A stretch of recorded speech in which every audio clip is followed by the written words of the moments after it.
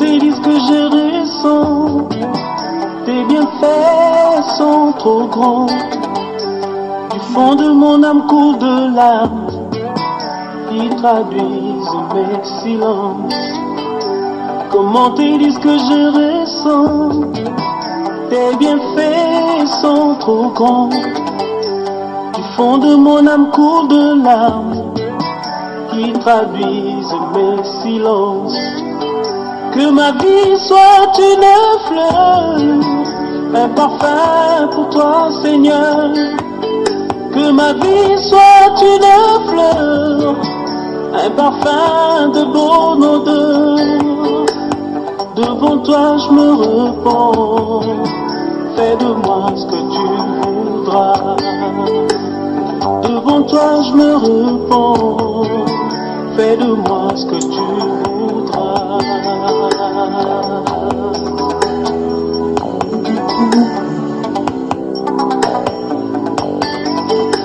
Comme l'argile devant les potiers, donne-moi la forme qui te plaît. Fais toutes choses en ton temps, je serai toujours confiant. Seigneur, observe mes voies, garde-moi près de ta croix. Je voudrais habiter chez toi tous mes jours ici-bas. Que ma vie soit une fleur, un parfum pour toi, Seigneur. Que ma vie soit une fleur, un parfum de bonne odeur. Devant toi je me repens, fais de moi ce que tu voudras.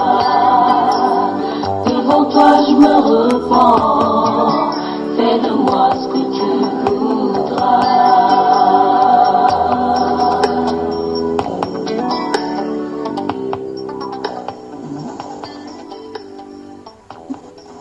Belgique dans la sainteté, bonsoir. Bonsoir. Vous allez bien? Oui. Que le Seigneur vous bénisse.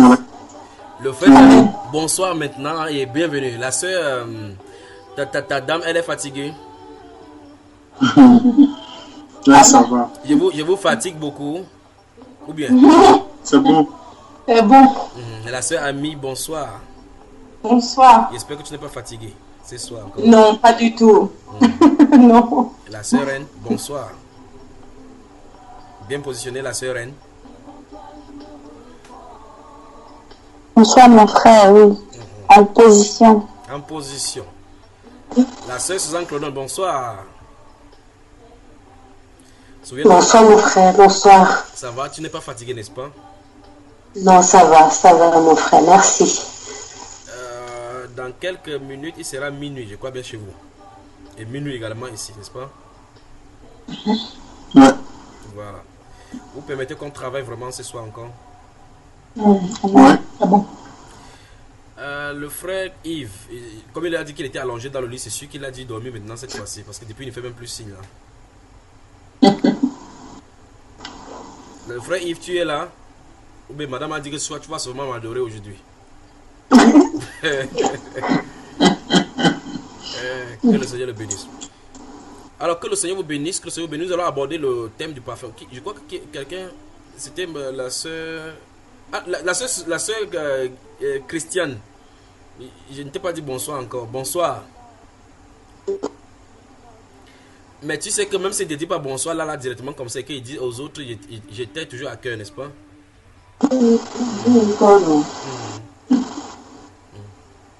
On va causer probablement des mêmes plaisirs au Seigneur, d'accord? On va causer, il y a des choses à déverser de ton cœur. Il faut que ça sorte. D'accord? Bon, je te dis pratiquement cette musique, ça allait suivre. Que ma vie soit une fleur, un parfum de bonne odeur. Devant toi je me repens, fais de moi ce que tu voudras. Devant toi je me repens, fais de moi ce que tu voudras.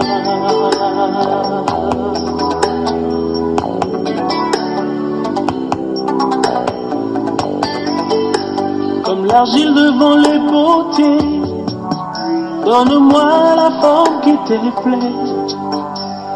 Fais toutes choses en ton temps, je serai toujours confiant.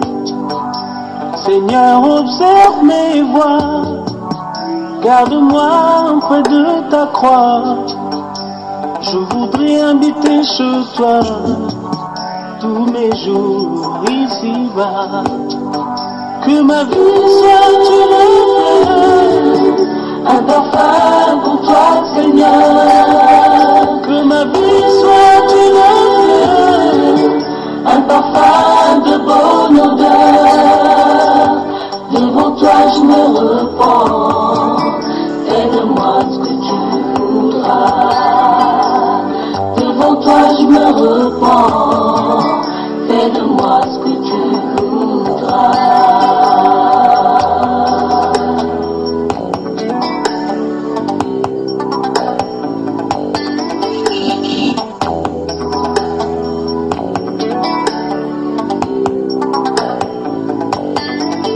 Que ma vie soit une fleur, un parfum pour toi, Seigneur.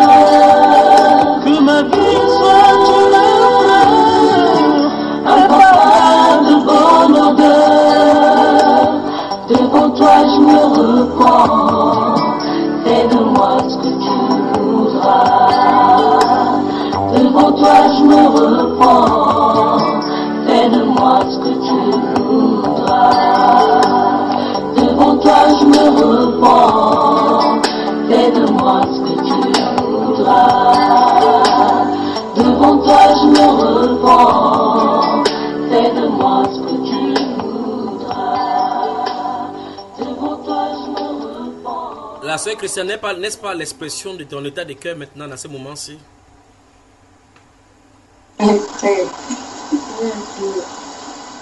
Que le Seigneur vous bénisse. Ces garçons disent que ma vie soit un parfum de bonne odeur, n'est-ce pas?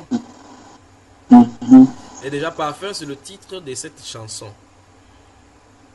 Quoi de plus loin que de voir ce titre, ce thème-là, n'est-ce pas, ma soeur Reine? Amen, mon frère. On parle de quoi maintenant? Pas de parfum. Qu'est-ce que tu veux savoir concernant le parfum? Je veux savoir si je dois jeter mon j'adore Dior, qui Non, m'a coûté très cher. Oui, si c'est pour l'autre, là, tu dois d'abord jeter. Tu sais pourquoi tu dois jeter? Non. Parce que tu ne dois pas adorer Dior. Il faut que ça te fasse vraiment mal. Pas le sacrifice que tu fasses mal. Mais l'autre aussi doit te faire mal carrément. N'est-ce pas? Ça c'est clair.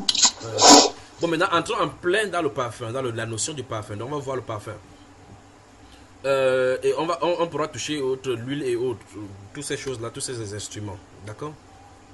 Dans la dernière fois, nous avons vu, dans la dernière partie, nous avons vu le cadre de la musique et tous les instruments dont il est question. Voyons également le parfum pour en dire, parce que nous voyons par rapport à la sœur qui a dit qu'elle avait un truc, parfum j'adore, et puis le Seigneur lui a montré clairement qu'il fallait jeter cela. Bon, maintenant, il y a donc des gens qui enseignent effectivement qu'on ne doit pas utiliser le parfum parce que c'est démoniaque. Vous avez entendu aussi cela? Oui. Non. Que les parfums. Oui, il a entendu cela que les parfums sont démoniaques. Que tous ceux qui utilisent le parfum finiront en enfer. Oui. J'ai entendu ce genre de choses-là comme ça. Il y a un site même, il y a un site vraiment qui a expliqué tout ce genre de choses-là, concernant les marques de parfums, tout ça, bon. Oui. Bon, avant donc d'avancer, la première chose que vous devez savoir effectivement, c'est que en dessous de l'eau se trouve, en dessous de l'eau, des eaux, il pourrait dire. En dessous des eaux, ce que vous voyez, des eaux continentales, ainsi les eaux intercontinentales, se trouvent des industries, des fabriques de beaucoup de choses, non seulement le parfum, de beaucoup de choses qui se trouvent sur la terre. C'est la première chose là-bas. Des inventions qui se trouvent sur la terre se trouvent être des répliques des choses qui sont fabriquées là-bas. Des technologies que nous inventons ici, des nouvelles méthodes de technologie que vous avez là-bas, comme on dit à la pointe de la technologie, n'est que des infimes parties des choses qui sont manipulées là-bas. Vous voyez des grands scientifiques, je ne vais pas citer le nom d'aucun scientifique d'antan que nous aimons aujourd'hui, mais quand vous prenez par exemple Mozart, vous voyez effectivement pourquoi Mozart est tellement apprécié par rapport à cette musique où on parle de musique classique et ainsi de suite. les gens qui ont le secret de l'initiation de la franc-maçonnerie savent donc pourquoi. Beaucoup de ces gens, Archimède et autres là-bas, comme je dis, je ne dois pas les citer le nom, comme je ne les cite pas là comme ça, beaucoup de ces gens qui ont eu des théories et ont découvert des formules sont et automatiquement des francs-maçons ou bien dans les cercles ésotériques. Qu'est-ce qu'ils vont chercher là-bas? Je vais vous expliquer par exemple quelque chose, une brève explication avant d'avancer dans ce que je viens de dire. En physique, il y a, pour ceux qui ont fait la physique, vous avez, il y a des lois sur les retours de la lumière de Maxwell. Quand vous prenez ces lois-là et de Schneider, Descartes et les lois de Maxwell sur la lumière, sur l'électromagnétisme, et pour ceux qui sont les sorciers doivent savoir de quoi ils sont de parler. Je ne veux pas dire que j'en suis un, voilà. De toute façon, même si on dit comme ça, il n'y a pas de problème de toute façon. Alors, je tente de le dire, vous remarquez très attentivement, sur les lois de la diffusion de la lumière. Alors, voici notre soeur, vous avez la lumière au devant de vous. Vous avez un miroir, je crois que c'est très bien pour le faire, pour faire l'expérience. Vous avez une torche avec vous, la soeur, le frère Trabi et son épouse. Je crois que derrière vous se trouve un miroir, n'est-ce pas? Vous m'entendez? Allô, vous m'entendez? J'espère que je crois que vous avez des problèmes là. Vous m'entendez? Ok. Donc, je disais donc que la sœur Trabi et son époux, vous avez un miroir devant vous. Derrière vous, là, nous voyons un miroir, n'est-ce pas? Et dans ce miroir, nous voyons effectivement le tableau qui est positionné au milieu. Nous voyons ce même tableau dans le miroir là-bas, de l'autre côté. Donc, le miroir se trouve comme un plan réfléchissant qui relie les deux dimensions. La dimension que nous voyons dans le tableau là-bas, dans le miroir, et ce qui est ici. C'est vrai que sur ce tableau-là, à l'angle exactement la position où il y a la touffe de fleurs là, si vous pointez une lumière à cette position-là, comme la position A, si vous pointez une lumière, vous allez voir cette même lumière-là, le trait dans l'autre, dans son image symétrique qui est de l'autre côté. En clair, si la lumière part d'un point A en réfléchissant sur une surface O et retombe sur un autre point B, si vous prenez la source de la lumière, vous mettez à la position B cette fois-ci, en frappant sur le point O, c'est sûr et certain, à 100% que ça va réfléchir en passant par A. Écoutez très attentivement. Vous avez un point A ici, et vous envoyez la lumière, ça tape en un point O, et ça va en un point B. Si vous changez, parce que vous pointez la torche à partir du point A, si vous changez la torche et en mettant le tableau en un instant à ce point A, vous pointez votre torche à la position B, en frappant ce même point là, ça va arriver exactement là où il y avait la torche initialement. On parle donc de la loi des retours inverses de la lumière. C'est-à-dire que la lumière parcourt le même chemin si on inverse le pôle et les sources, le lieu où on envoie la lumière. Vous savez, n'est-ce pas? Oui. C'est exactement ce que les sorciers utilisent pour lancer le tonnerre, pour diriger le tonnerre sur les individus. C'est cette formule-là. Il y en a plein. Il y a le paratonnerre. Lorsque vous voyez effectivement, il y a ce qu'on appelle le paratonnerre. Ça veut dire que quand le tonnerre va venir sur un instrument, comme Christ a été pour nous le paratonnerre, sur un instrument, on met le paratonnerre, les antennes pour capter cette tonnerre-là. Les sorciers, pour vous qui avez habité dans le pays africain, vous pouvez bien saisir ceci. Les sorciers qui envoient des tonnerres, vous allez remarquer souvent, vous voyez un baobab qui a été frappé de la lumière. Vous voyez effectivement, ou bien des papayers qui ont été grillés à l'issue des tonnerres, ou bien des cocotiers qui ont été grillés. Ce sont des choses qu'on a dirigées sur quelqu'un et ça a été désorienté parce que le tonnerre marche comme la lumière, avec les éclairs. Alors qu'est-ce qu'on fait? On craint le retour inverse. Ce que vous appelez, c'est que les températures disent back to sender. C'est suppose que si quelqu'un se positionne à un point A, il balance le tonnerre, ça réfléchit sur une surface où l'esprit part pour frapper quelqu'un au point B. Si ça arrive là-bas, la personne est une surface réfléchissante. C'est-à-dire que la personne fait rentrer le même tonnerre, ça va parcourir la même distance et ça frapperait la personne qui l'a envoyé. Et donc, qu'est-ce qu'on fait? Il faut placer dans un prisme, un truc qui va dévier au cas où ça rentre. C'est parce que vous comprenez. Ça, c'est en physique. Donc, la physique, les choses physiques, les formules physiques qu'on enseigne aux gens avec ces mathématiques, n'est que des résidus du satanisme caché de la métaphysique. Ouais, là, on se trouve avec les livres, n'est-ce pas? Oui. Alors là, il y a des paratonnerres. Donc, quand vous allez voir sur le plan moderne, on va construire une antenne. Mais sur le plan mystique, on peut mettre une marmite là quelque part ou bien une machette où on pointe au sol. Vous pensez que tout simplement que c'est une machette, mais il y a des formules démoniaques qu'on recette derrière pour que ça puisse orienter ces choses-là. Voilà. Maintenant, de la même façon, ces choses-là sont développées dans des laboratoires hors de la dimension humaine. Souvenez-vous, lorsque nous voyons les choses de musique que nous avons vues aujourd'hui, nous avons vu dans la première partie, nous avons vu les choses de musique. Nous avons lu le livre de Genèse chapitre 4, nous avons vu effectivement que les premières répliques sur la terre de la musique est venue du côté de Caïn et ainsi de suite. Mais au préalable, nous avons vu qu'au ciel, ça se trouvait là-bas. Et donc Satan étant chassé du ciel, Lucifer étant chassé du ciel, est descendu, il a répliqué cela là-bas. Mais les lieux où il se trouve dans un quartier général, ce n'est pas juste un esprit qui est comme ça de ça et là. C'est un gouvernement. Souvenez-vous, on l'appelle le prince de ce monde. Et s'il est le gouverneur de ce monde, je veux que les gens puissent bien saisir ceci. S'il est le gouverneur principal de ce monde actuel, vous devez admettre que s'il donne la gloire au président comme ça, comme la Bible dit, qui donne la gloire au président comme ça, il dit que c'est lui qui donne. C'est ce que la Bible enseigne dans le livre de Matthieu chapitre 4, que c'est lui qui donne cette gloire-là au président. Vous devez vous poser des questions par rapport à là où il vit. Vous devez vous poser des questions.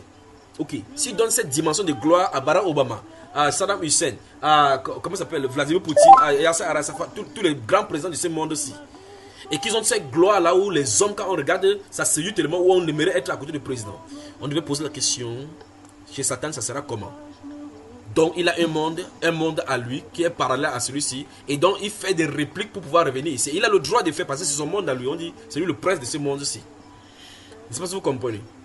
Donc il y a dans des instruments, et c'est normal, il y a des boutiques clairement sur la terre qui sont des boutiques démoniaques. En fait, la preuve en est qu'il y a des boutiques dans les coins des rues, que ce soit dans des pays européens, africains même, où on vend des fétiches, où on vend des livres ésotériques, des boutiques consacrées à Lucifer, où il y a des formules magiques qui s'y vendent. Vous voulez les livres magiques, vous y allez. Il y a des livres, il y a des zones où on vend des parfums. Où on vend des parfums pour faire la canne missel. Enfin, ceux qui ont été des catholiques savent de quoi il est question. La question c'est d'où viennent toutes ces connaissances-là. Ça vient de Satan et de ses acolytes qui sont là pour pervertir l'humanité. En leur faisant faire des incantations pour pouvoir entrer en contact avec des êtres que Dieu a déchus. Et donc, Dieu a interdit le contact avec eux. Il pousse toujours les humains donc à faire des fautes pour qu'on soit coupable devant le Seigneur. L'une de ces choses-là sont des inventions que nous avons aujourd'hui, les technologies, les nanotechnologies et toutes les autres technologies que nous avons aujourd'hui, les technologies de pointe que nous avons aujourd'hui. Et souvenez-vous ceci, ça ne doit pas seulement faire du bien à l'homme, ou bien faire du mal à l'homme, ça fera du bien, toujours. Parce que s'il propose seulement ce qui fait du mal, les gens vont rejeter. C'est ça le vrai problème. Parce que vous allez voir, effectivement, on va dire qu'il faut souvent voir le bon côté de la chose. La chose est tellement servie. Prenez le cas de la télévision par exemple. C'est tellement... On prend même votre téléphone portable. Avec votre téléphone portable, vous pouvez taper un endroit, une destination par rapport à Google Maps, à un endroit, ça vous conduit à la destination. Ça, c'est bon. Ça, c'est la géoposition. Le GPS de positionnement. Vous pouvez savoir la localisation de quelqu'un maintenant. Mais en toile de fond se trouve le contrôle de vos vies. Le contrôle de nos vies. On peut savoir, si vous passez un coup de fil, on peut savoir exactement à quelques centimètres près l'exacte position où vous vous retrouvez. Connectez votre paramètre. Entrez même, parce que les technologies qui sont conçues étant celles que des choses sont enregistrées maintenant à partir de votre téléphone à votre insu. On connecte des données dans votre vie privée, vous ne connaissez pas. Quand vous voulez vous enregistrer sur un compte, on vous demande de donner un autre compte que vous avez en parallèle. Et on vous propose que c'est au cas où si vous égarez votre mot de passe, vous allez être là-bas. Parce qu'ils savent effectivement que quelqu'un peut les échapper. Si vous créez un compte au nom de Trabi, vous voulez faire quelque chose, vous serez obligé de mettre un autre compte. Dans l'autre compte, on va synchroniser, on va avoir des autres informations de l'autre compte et on amènera en sachant exactement qui c'est. Quand vous synchronisez votre compte, tous les contacts que vous avez eu avec des gens, les conversations que vous avez eues avec les gens, on peut savoir, on a en même temps les informations sur vous et sur les gens que vous avez dans votre téléphone. C'est terrible. Ces aspects-là, vous ne voyez pas. Donc, en clair, il a de mettre en pratique la technologie qui va subjuguer toute la nation à l'adorer. Tout le monde entier à l'adorer. Il pourra passer ces messages maintenant. Vous restez tranquillement. Un opérateur vous envoie, pour le cas des Africains particulièrement, je ne sais pas ce qu'il en est de l'Europe, un message sur votre téléphone en disant qu'il faut faire les campagnes d'évangélisation. Les gens passeront dans votre secteur pour faire les campagnes d'évangélisation. On dit que le gouvernement a signé une alliance avec l'entreprise de téléphonie pour envoyer ces messages. On envoie sans vous demander quoi que ce soit. On envoie des messages publicitaires sur votre téléphone et vous restez savoir à tout le monde. Et chaque message publicitaire qu'on envoie à des positions bien déterminées, à des intervalles bien déterminés, ça sert des balises. Des balises. C'est parce que quand il parle de balises, vous comprenez ce qu'il veut dire. La seule référence se trouve dans sa maison. On lui envoie un message maintenant pour dire par exemple que vous allez recevoir un crédit gratuitement. À l'heure que ce message est venu dans son téléphone, géographiquement, on peut la localiser quand est-ce qu'elle a reçu ce message. Lorsqu'elle sort pour aller à la boutique qui est à quelques kilomètres d'elle, on envoie le prochain message. Lorsqu'on va faire, on va voir effectivement, vous voyez effectivement qu'on peut tracer son parcours journalier à partir des messages qu'on lui a envoyés. Mais ça, elle va seulement voir les messages qu'on envoie, les messages de publicité qu'on envoie. Elle ne sait pas que les messages de publicité sont en toile de fond faits pour la surveiller. Je ne sais pas si vous comprenez. Oui. Donc, par jour, un policier peut venir là-bas. On peut savoir exactement, vous donnez, madame, aujourd'hui à tel heure, vous étiez dans tel magasin. Après, vous êtes allé à tel endroit. Après, vous allez à tel endroit. On place votre parcours. Alors, mes chers frères, nous sommes mal barrés. Mais qu'est-ce que je suis en train de vous dire? Je veux dire, le monde dans lequel nous vivons, au-delà de ce monde et en dessous de ce monde, se trouvent des mondes parallèles contrôlés par le prince de ce propre monde qui est le monde physique. La Bible déclare qu'il fait des incrustations, des insertions dans notre monde. Dans le livre de Matthieu chapitre 4, on a vu effectivement que quand Jésus jeûnait, il est venu dans ce monde, il l'a amené sur le monde du temple. Lui présenter il a dit chose ici. Donc il vient de temps en temps ici, sur la terre. C'est la Bible nous enseigne. La Bible nous enseigne qu'il va venir encore et il se présente comme un ange de lumière. Et il a même dit, ses ministres sont parmi nous, prêchant la parole. Donc il ne faut pas qu'on le sous-estime. Alors, le monde souterrain et le monde des eaux. Dans un enseignement, j'avais parlé d'Apocalypse chapitre 20, où il a dit la mort et la mort et le séjour des morts rendit les morts qui étaient en eux. La mer et les morts qui étaient en eux rendit les morts qui étaient là. Je vous ai posé la question, est-ce que ce sont les morts par noyade? Parce que si vous mourrez par noyade, l'eau va vous balancer sur la terre. Ce n'est pas possible, parce qu'en fait, on ne parle pas de la chair ici. On parle de l'âme. L'eau ne peut pas noyer l'âme. Vous devez comprendre qu'il y a des champs de gouvernement en bas qui prennent les âmes des hommes. Il y a sur la terre et dans les églises terrestres, et non seulement dans l'église terrestre, des ventes et des commerces des hommes, des âmes. Vous savez ça? C'est la Bible qui le dit. Vous avez vu ça dans la Bible? Vous avez vu dans la Bible que si vous ne sortez pas de Babylone, on va vendre votre âme au diable. Vous avez vu que c'est Apocalypse. Allons, c'est la bonne arrive. Apocalypse. Que Dieu vous bénisse.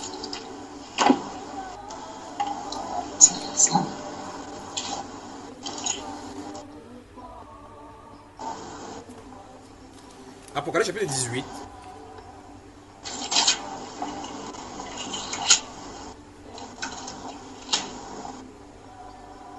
Vous y êtes? Regardez. Je vais lire à partir du verset 5 jusqu'à ce qu'on y arrive. Apocalypse chapitre 18. La sœur Claudon, bonne arrivée encore et bonsoir. Bonsoir mon frère, bonsoir. Souvenez-vous qu'on veut parler spécifiquement du parfum, mais je suis obligé de brosser de façon générale comme ça pour vous montrer qu'il ne s'agit pas seulement d'un seul objet. Satan n'est pas sur la terre en train de faire le parfum, il n'est pas un parfumeur, un habile à chanter, c'est pas cela. C'est un grand concepteur, je veux que vous sachiez de quelle est question. Quand nous voyons la position sur la musique, vous avez vu effectivement qu'on a dit de lui que c'était un chérubin aux ailes déployées. Quand la Bible utilise la terminologie aux ailes déployées, ça suppose qu'il avait la gouvernance sur beaucoup d'étendues. Voilà. Chapitre 18 donc d'Apocalypse, à partir du verset 5, écoutez bien. Non, prenons à partir du verset 2. Regardez. Il cria d'une voix forte disant, non, allons à partir du verset 1 même déjà. Après cela, je vis descendre du ciel un autre ange qui avait une grande autorité, et la terre fut éclairée de sa gloire. Il cria d'une voix forte disant, elle est tombée, Babylone la grande. Vous avez vu cela? Maintenant, cet ange vient sur la terre. Ça veut dire que pendant ce temps sur la terre, Babylone se trouve là. Or, si vous lisez dans le livre d'Ésaïe et dans le livre d'Ézéchiel, vous allez voir effectivement qu'on parle de ces mêmes Babylone-là, qui étaient des types de ce qui devait arriver. Donc, ceci se trouve dans le futur. Et nous sommes en plein là, il y a les Babylone au milieu de nous. Maintenant, on dit, Babylone est tombée. Elle est devenue une habitation de démons, un repère de tout esprit impur et un repère de tout oiseau impur et odieux. Or, physiquement, vous ne voyez pas les esprits habiter nulle part. Identifier qui est Babylone, on dit qu'à l'intérieur d'elle se trouvent les esprits des démons. Mais vous ne pouvez pas les voir. Vous voyez? Maintenant, écoutez bien. Le verset 1 dit encore, après cela, j'ai vis descendre du ciel un autre ange qui avait une grande autorité et la terre fut éclairée de sa gloire. Maintenant, et on dit que Babylone qui était sur la terre, elle est tombée. Et on dit que chez elle, elle est devenue une habitation de démons. Donc, Babylone qui est sur la terre se trouve être une infestée de démons. Donc on est sur la terre là. Maintenant continuons. Verset 3. Parce que toutes les nations ont bu du vin de la fureur de son impudicité. Parce qu'en collaborant avec lui, on recevait de ce qui sortait de Babylone des esprits impurs et des démons, des choses qui sortaient des démons sans s'en rendre compte. On est mal barré hors de Jésus, je vous le dis. Mal barré. Vous demandez à quelqu'un, depuis que tu es né, tu as vu le démon, il va dire que le démon c'est quoi? Il ne connaît même pas de quoi tu parles. Ce sont les choses, ce sont les films fantaisistes. Mais il ne sait pas qu'au milieu de la terre se trouve un autre monde parallèle. Notez Ézéchiel chapitre 8 et chapitre 9. Vous avez noté? Voilà. Si cette musique en fond sonore vous dérange, vous me dites je baisse. Vous entendez en même temps cette musique-là, n'est-ce pas? La sœur, c'est gênant, la musique là. Ça permet qu'on ne dorme pas, n'est-ce pas? Que Dieu vous bénisse. Merci, que Dieu vous bénisse franchement pour votre amour pour la parole. Votre amour pour sa parole. Que cet amour-là ne décroisse pas, mais que plutôt que ça croisse et que ça scelle cette parole dans votre cœur pour que vous viviez par elle. Amen. Alors maintenant, écoutez encore verset 3, parce que toutes les nations, remarquez très attentivement, on a dit toutes les nations. Je veux que vous sachiez que cette chose-ci ça ne se passe pas dans le passé, autant d'Ézéchiel, autant de l'Ancien Testament. C'est autant du Nouveau Testament où nous sommes. Et c'est après la venue de Jésus-Christ et c'est son ascension au ciel que cet événement-ci se passe, n'est-ce pas? Et on dit que toutes les nations ont bu du vin de la fureur de son impudicité et que les rois de la terre se sont livrés avec elle à l'impudicité. Vous vous souvenez que Satan avait demandé à Jésus, le diable avait demandé à Jésus dans Matthieu chapitre 4 de se prosterner et de montrer dans la vision de toutes les nations de la terre avec leur royaume, avec leur gloire. Il a dit prosterne-toi, il veut le faire. Donc il y a une collaboration entre le gouvernement mondial, le gouvernement du monde avec le monde démoniaque. On peut continuer? Et on dit et que les rois de la terre se sont livrés avec elle à l'impudicité. Écoutez très attentivement mes chers, ne ratez pas ceci. Écoutez. Et que les marchands de la terre se sont enrichis par la puissance de son luxe. Soulignez. Donc quand on dit des choses, qu'il y a des commerces qui se font entre les démons et les ténèbres et les gens de la terre, les gens ne comprennent pas. Donc maintenant, après avoir expliqué, il faut qu'on aille à la Bible pour voir tout cela. Vous entendez voir, n'est-ce pas? Amen. Donc, initialement, on dit que dans Babylone se trouvent donc des esprits impurs et odieux. Il a collaboré avec les hommes. On appelle ça l'impudicité. D'accord? Lorsqu'il collabore avec les gens, on parle maintenant de la prostitution. Les rois de la terre sont allés commettre prostitution avec eux, l'impudicité. Donc les rois de la terre ont fait allégeance à des démons. Ce n'est pas seulement eux, on parle des marchands de la terre. Vous entendez voir mes frères et sœurs? Je continue seulement. Et on dit que les marchands de la terre se sont enrichis par la puissance de son luxe. Souvenez-vous de Ézéchiel chapitre 28 qu'on a lu dans la partie où nous parlions de musique, nous traitons de musique. On a dit que par ta sagesse, tu t'es corrompu. Alors encore là-bas, allons dans Ézéchiel. Oh mon Dieu, je me sens vraiment bien là-dedans. Ézéchiel chapitre 28, vous allez voir quelque chose. Parce que là, nous nous étions arrêtés dans la partie où nous traitons de la musique, vous allez voir quelque chose par la suite. Ézéchiel chapitre 28. Ézéchiel, le chapitre 28. Regardez, verset 15 et suivant. Vous y êtes? Verset 15. Tu as été intègre dans tes voies depuis le jour où tu fus créé jusqu'à celui où l'iniquité a été trouvée chez toi. Par la grandeur de ton commerce, tu as été rempli de violence et tu as péché. Je te précipite de la montagne des dieux et je te fais disparaître chez le bien protecteur. Du milieu des pierres étincelantes. Ton cœur s'est élevé à cause de ta beauté. Tu as corrompu ta sagesse par ton éclat. Je te jette par terre, je te livre en spectacle au roi. Écoutez, par la multitude de tes iniquités, par l'injustice de ton commerce, tu as profané ton sanctuaire. J'ai fait sortir, écoutez bien le verset où je cite chaque fois, je dis chaque fois dans les enseignements, j'ai fait sortir du milieu de toi un feu qui te dévorera. J'ai fait sortir du milieu de toi un feu qui te dévorera. Je te réduis en cendres sur la terre aux yeux de tous ceux qui te regardent. Tous ceux qui te connaissent parmi les peuples sont dans la stupeur à cause de toi. Tu es réduit au néant, tu ne seras plus à jamais. Amen, amen, amen. Donc nous voyons effectivement qu'on dit que par la grandeur de son commerce, il a péché. Donc vous voyez qu'il y a tellement de l'injustice en lui. Et vous voyez, donc le premier commerçant c'est Satan. Vous me donnez telle chose, je vous donne telle chose. Et donc là il fait le commerce avec les âmes de la terre. Il y a des gens donc, qui vendent dans des boutiques, ils font alliance. Il y a des Africains, les Maliens, des Sénégalais qui vont dans des différents pays et ils ouvrent des petits restaurants, des petites boîtes à café où les gens mangent. Et même en Europe, la majorité d'entre eux prennent des produits et des démons pour pouvoir servir. Les gens ne savent pas cela. Vous entrez dans des restaurants, vous allez voir effectivement dans des coins, ils ont mis des seaux en haut. D'autres ont attaché des seaux de l'autre côté. Et je me souviens bien quand j'étais à l'université, je suis entré dans un restaurant, dans un restaurant. Monsieur assis, le chef dit que tu ne dois pas être là. Il me regarde, il dit c'est quoi? Il dit tourne-toi, regarde le seau. Il y a quelque chose là-bas dans ce seau-là, ce sont les remèdes qu'ils utilisent pour attirer les clientèles. Donc tu manges là-bas, tu as le désir toujours de manger là-bas. Et vous êtes étonné que vous êtes étudiant, vous avez les œufs chez vous, vous avez déposé les œufs, le café pour pouvoir faire, mais vous quittez, vous laissez les œufs là-bas, vous allez au restaurant pour manger les mêmes œufs là-bas en payant. C'est quand même terrible. La manipulation, les démons qui le font. Beaucoup, les Maliens travaillent comme ça avec les démons. Vous allez les voir, ils sont toujours normaux, mais la boutique est toujours remplie. Vous posez la question, ces Maliens, c'est où est-ce qu'ils prennent l'argent? Ils savent ce qu'ils ont fait. Ils savent comment c'est qu'ils travaillent avec les soleils, Yassine et ainsi de suite. Ils font des récitations pour que, les invocations pour que les choses viennent de l'extérieur pour être mises dans leur boutique et l'argent s'est multiplié. Or, voilà des choses qui se passent. Des commerces se passent avec le monde des ténèbres. Les gens, quand on les appelle les Aladis, ceux qui sont dans le monde musulman, comprennent ce que je suis en train de dire. Ils ont des gandouras qui ont reçu des ténèbres. S'ils envoient la main dans la poche de la gandoura, ils peuvent sortir avec le lot de l'argent, tout ce qu'ils veulent. Il y a ceux en Côte d'Ivoire, des gens qui font des porte-monnaies avec de l'argent, des porte-monnaies à argent. Il suffit d'avoir ces porte-monnaies, ils travaillent là-dessus. Vous retirez de l'argent chaque fois, l'argent ne suffit pas. L'argent ne finit pas. Vous voyez, ce trafic-là, c'est pas sur la terre. Il y en a tellement de choses, tellement de choses. Et les gens vont les contacter pour avoir de l'argent. Ils font des publicités partout, au fil de tout. Il peut dire, voici son argent, il fait des manipulations là-bas, l'argent sort dans un seau. Où est-ce qu'ils font? Les démons qui font des va-et-vient là-bas, ça et là. Et ce sont des vrais biais, souvenez-vous. Des vrais biais. Mais la question c'est, pourquoi font-ils ça? Et qui leur donne le pouvoir? C'est le diable qui le fait. Et ils savent. Parce qu'après ça, ils doivent donner le sacrifice pour maintenir cela. Et les personnes qui prennent cet argent ont intérêt à manger cela à une époque bien déterminée.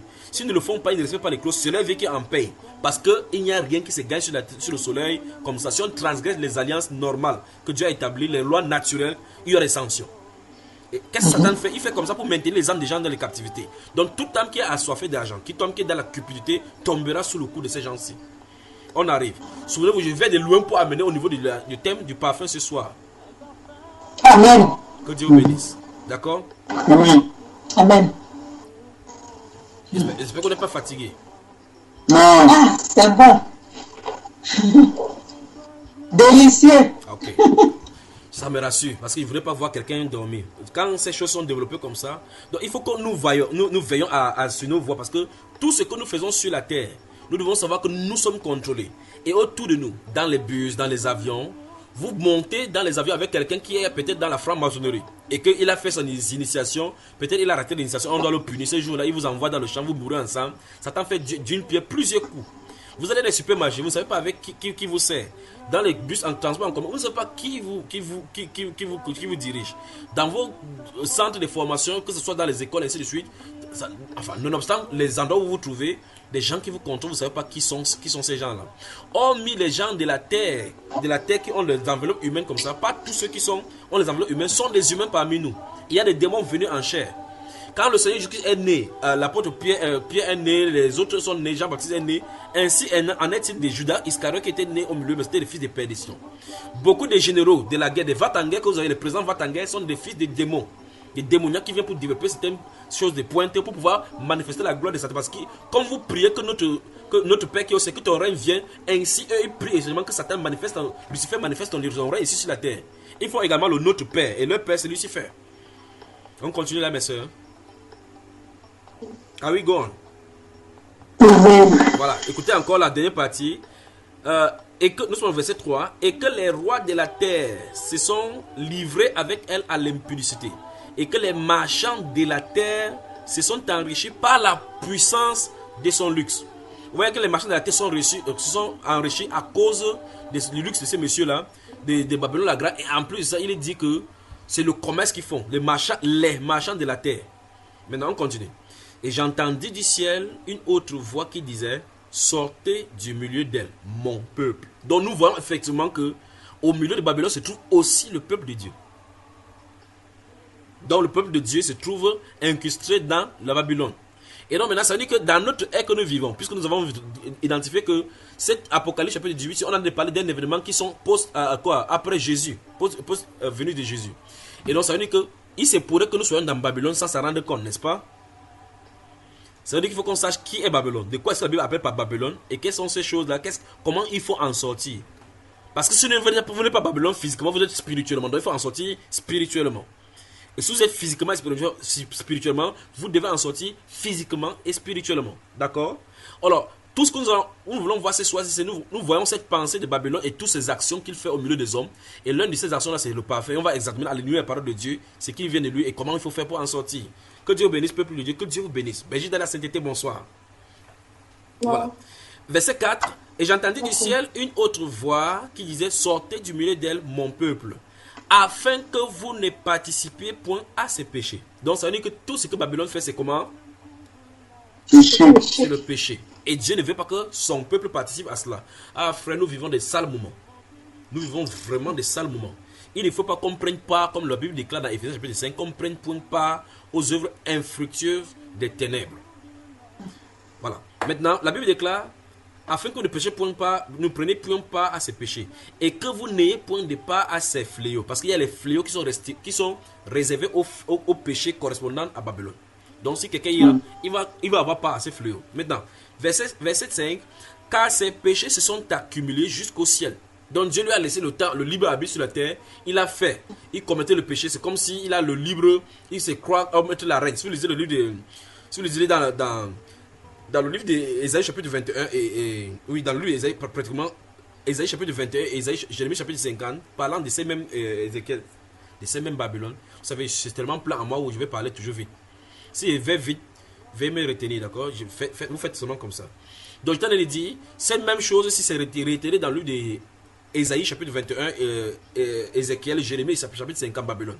Or, la Bible déclare qu'elle est voluptueuse. Elle dit qu'elle est assise en reine. Il n'y a point personne dans ce livre dans les prophètes.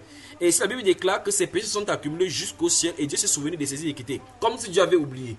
Souvenez-vous de Genèse chapitre 15. Lorsque Dieu parlait avec Abraham, il a dit que à la 4e génération, tes descendants seront ici, ils vont me serviront. Parce que l'iniquité des Amoréens n'est pas encore arrivée à son corps. Donc quand Dieu se tait, les gens pêchent sur la terre, ils ont comme l'impression que non, Dieu ne répond plus, Dieu ne frappe plus comme avant. Ils ne savent pas qu'il y a un degré où ça va arriver au temps marqué et Dieu va frapper. Amen. Dieu dit ici, car ses péchés se sont accumulés. C'est-à-dire qu'il a commis une dimension de péché, puis commis un autre péché, puis commis un autre péché. Dieu a un temps. Eux, ils ont la façon de faire, mais Dieu, le temps et les circonstances sont contrôlés par le Seigneur. Amen. Maintenant, verset 6 dit: payez-la comme elle a payé et rendez-lui au double selon ses œuvres. Dans la coupe où elle a versé, versez-lui au double. Verset 7, écoutez bien: autant elle s'est glorifiée et plongée dans le luxe. Ça se passe que cette institution-ci vit dans le luxe. Cette institution-ci vit dans le luxe. Et souvenez-vous, c'est une institution physique qui est sur la terre. Je veux qu'on comprenne très attentivement que non seulement c'est une institution physique, mais il y a une dimension spirituelle. Parce qu'on dit qu'en elle se trouvaient les démons. Donc c'est une institution physique sur la terre, palpable, donc qu'on peut toucher, qu'on peut doigter, et dans le sein duquel tout ce qui se tourne autour du luxe, du commerce, de prostitution, donc du côté des cieux. Et par conséquent, ce n'est que ceux qui sont du côté de Dieu qui peuvent considérer ce qu'ils font comme étant de la prostitution, du mal, du péché. Ils ne peuvent pas comprendre. Si tu es à l'intérieur, tu vas savoir que c'est normal, parce que pour eux c'est normal. Vous me suivez, n'est-ce pas? Maintenant, verset 7 dit: autant elle s'est glorifiée et plongée dans le luxe. Regardez bien, elle s'est glorifiée. Vous vous souvenez quand nous parlions de la musique, la personne qui a commencé à construire la ville. Elle s'est glorifiée et plongée dans le luxe. Autant de lui de tourment et de deuil. Donc la dimension du luxe et de la gloire qu'on a de nous, c'est l'ascension. Parce qu'elle dit en son cœur: je suis assise en reine. Je ne suis point veuve et je ne verrai point le deuil. À cause de cela, en un même jour, ces fléaux arriveront: la mort, le deuil et la famine, et elle sera consumée par le feu, dit la Bible. Car il est puissant, le Seigneur Dieu qui l'a jugé. Souvenez-vous de Babylone. N'oubliez jamais cela. Souvenez-vous de Babylone. Souvenez-vous maintenant, mes chers soeurs, je vous lance maintenant cette assonance d'alarme. Priez chaque jour et demandez au Seigneur: Seigneur, révèle-moi les œuvres de Babylone dans ma vie. Amen. Seigneur, révèle-moi les œuvres de Babylone dans ma vie. Souvenez-vous de cela.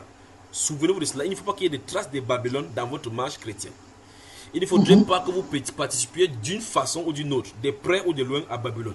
Parce qu'elle est destinée au feu. C'est ce qui est écrit ici. Elle est destinée au feu. Et Dieu a donné l'ordre à son peuple de sortir. C'est-à-dire quoi? Il doit y avoir une séparation entre nous et Babylone. Voilà. Verset 9. Et tous les rois de la terre, qui se sont livrés avec elle à l'impudicité et au luxe, pleureront et se lamenteront à cause d'elle. Ceci pose un problème. On parle des rois de la terre, donc dans le cadre moderne, on parle des chefs d'État de ce monde-ci. Le chef d'État de ce monde-ci collabore avec ces gens-là, cette entité. Et cette entité-ci octroie des richesses. Donc elle a plus de richesses même que le roi de la terre. Ah mon Dieu. Et tous les rois de la terre qui se sont livrés avec elle à l'impudicité et au luxe pleureront et se lamenteront à cause d'elle. Babylone, la grande, une femme, Babylone. Quand ils verront la fumée de son embrasement, ça veut dire que c'est quelque chose qui est physique. On va voir. Vous êtes là, n'est-ce pas? Se tenant éloignés, dans la crainte de son tourment, ils diront malheur, malheur. Écoutez très attentivement. La grande ville, soulignez la grande ville. Donc le Seigneur vient de nous montrer ici que Babylone a pour siège une ville, pas un pays, une ville, qui a le contrôle au point où les chefs d'État vont collaborer avec elle. Vous voyez là, on se trouve là. Et elle a le luxe, un grand luxe au point où il est obnubilé tellement, au point où il peut séduire même les rois de la terre. Les rois de la terre vont collaborer avec elle pour avoir du luxe. Vous pouvez savoir clairement de quoi il est question, n'est-ce pas?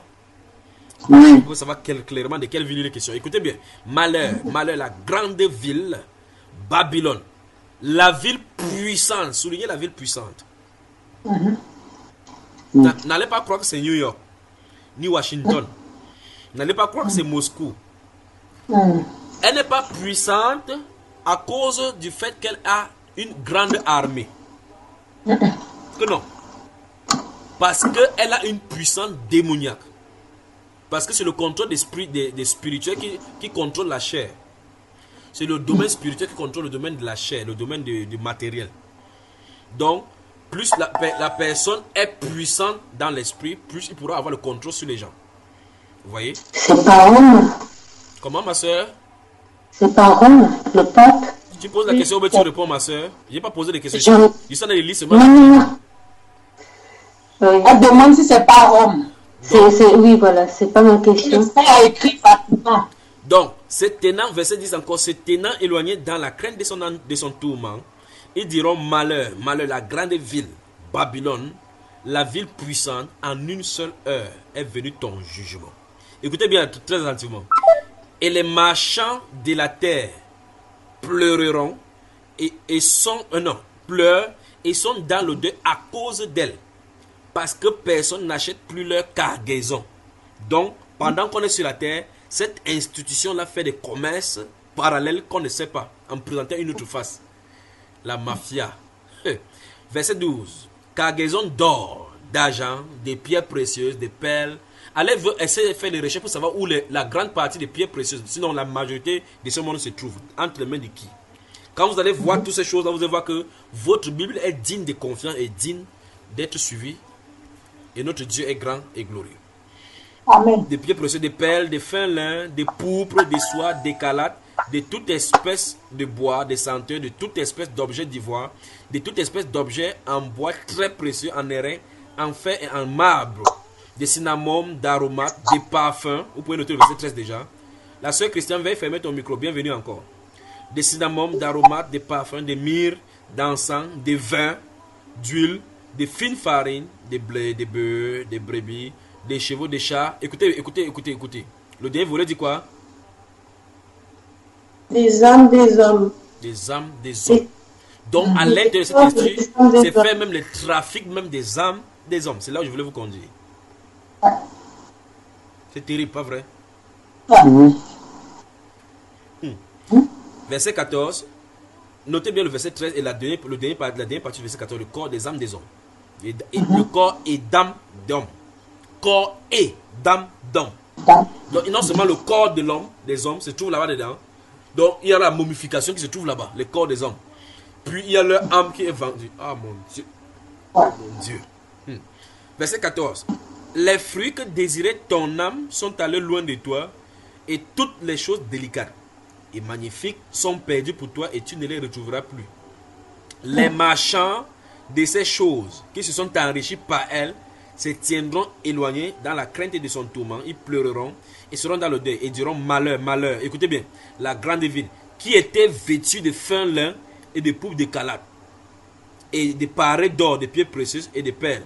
En une seule heure, tant de richesses a été détruite, et tous les pilotes, tous ceux qui naviguent vers ces lieux, donc ces lieux à un coup, on peut arriver là-bas par bateau.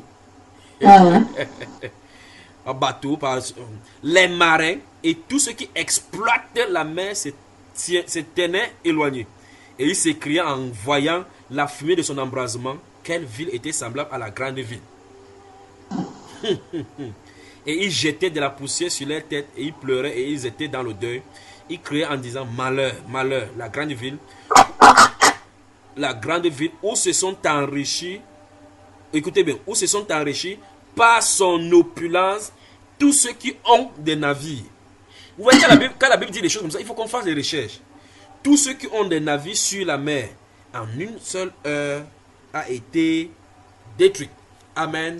Amen. Amen. Amen. Amen. Amen. Donc, Amen. en premier résumé, comme je t'ai de le dire à l'entame de mes propos, il y a un monde parallèle qui se trouve aux côtés de nous, avec nous, et en dessous de nous et au-dessus de nous. Nous sommes au centre d'une discussion, d'une guerre entre les esprits, constamment traversée. Vous pouvez passer dans votre salon comme ça, vous dormez comme ça, les mauvais esprits passent au devant de vous, vous ne savez pas. Si seulement si vous pouvez voir une seule fois, vous ne dormirez plus, c'est ça le problème. Vous allez devenir le parano. Donc Dieu merci que certaines personnes n'ont pas de vision. Parce que vous voyez, quand vous voyez même les anges d'abord, même ça effraie. À combien de fois les anges un démon?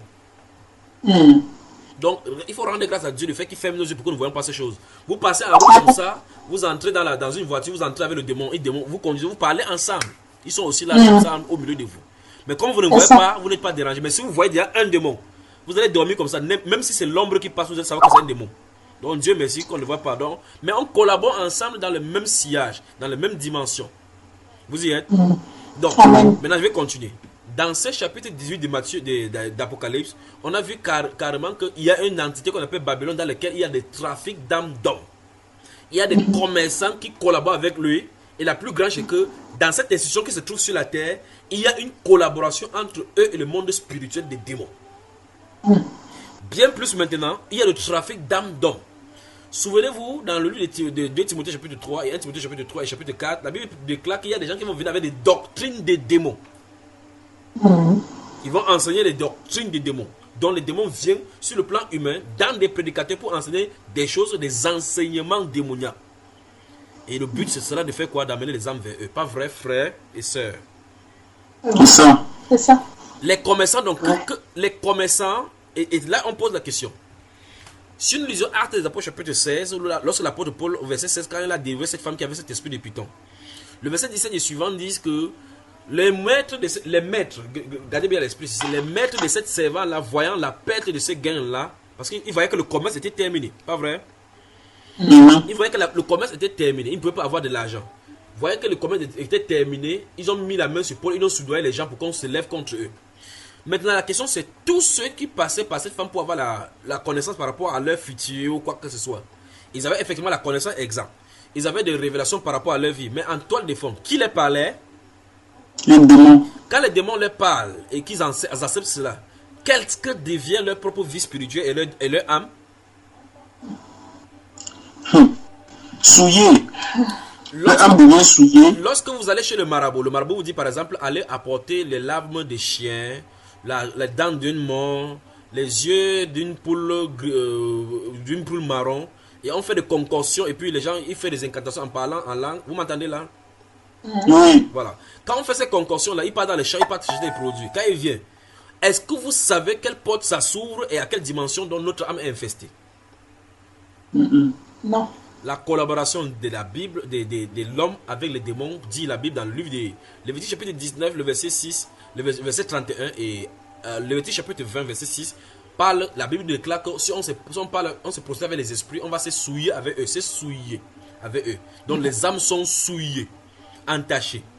Dans le chapitre 17 des Actes des Apôtres et chapitre 16 également, chapitre 19, vous voyez la grande déesse Diane avec son fervent défenseur qui avait l'industrie sur la terre. Vous connaissez Démétrius, n'est-ce pas? Qui était un orfèvre et qui avait une association même des anciens. Vous savez, ce sont les maçons là-bas, c'est les vraies origines de la franc-maçonnerie là-bas. Ils font des temples.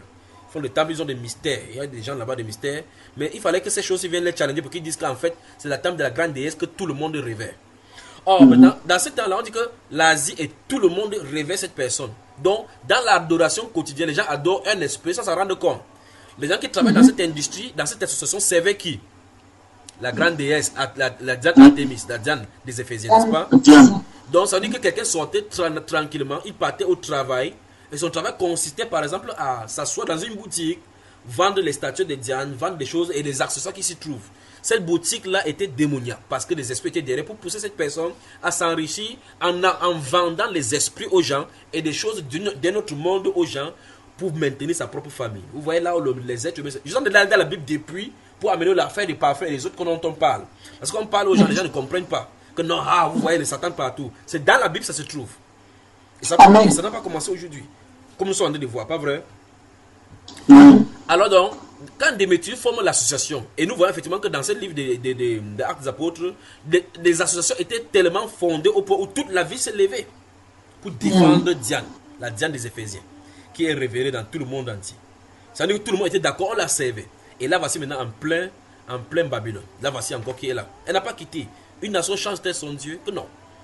Alors nous trouvons donc en plein Babylone sur la terre. Souvenez-vous, le feu est descendu et ça a brûlé Babylone sur la terre. De telle sorte que les gens étaient dans le bateau. On pouvait voir son embrasement, comment cette bombe nucléaire a frappé là-bas. Ça a réduit en salle cette ville de 44 hectares là. Vous voyez? Donc vous voyez effectivement que quelque chose va arriver sur la terre où tout le monde sera témoin. Même ceux qui seront dans l'avion vont voir son embrasement à distance. Ceux qui seront dans l'avion vont voir son embrasement à distance.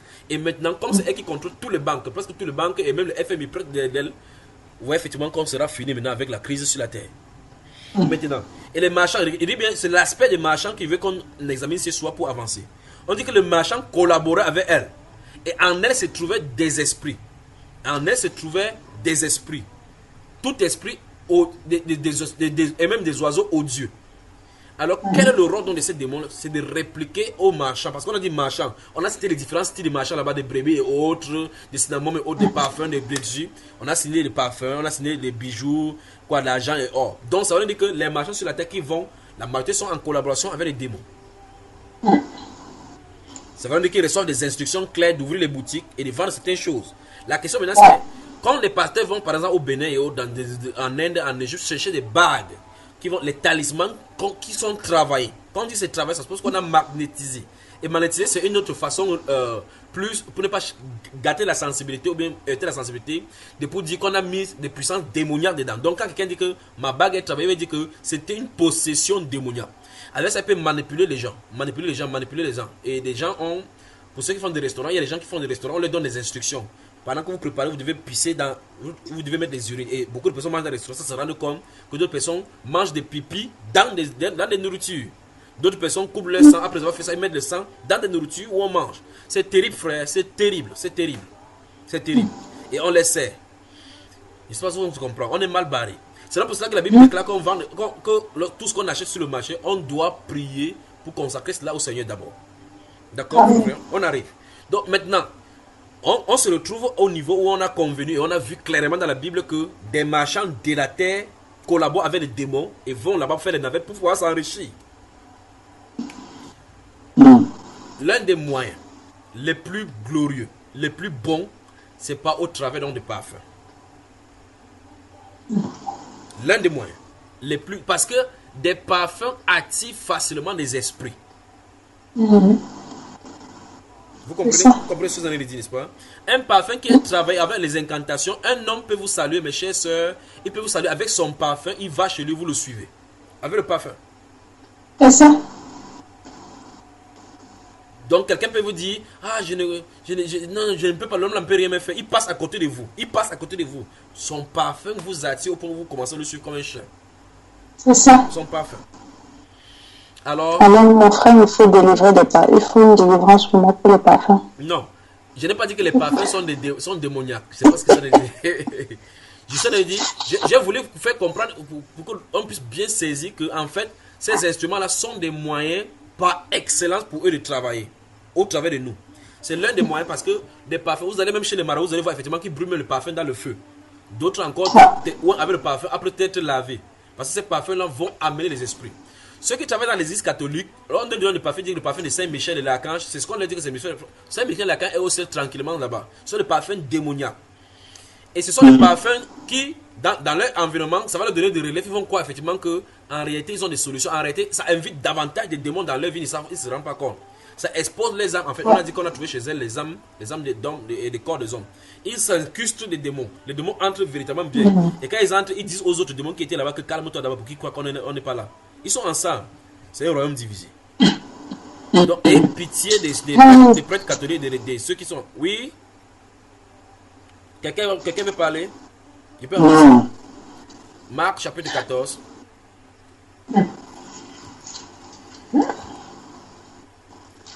Vous êtes d'accord avec moi que le frère Yves dort depuis, non? Peut-être il a dit à sa femme que je t'adore, ma chérie. On dort nos derniers moments.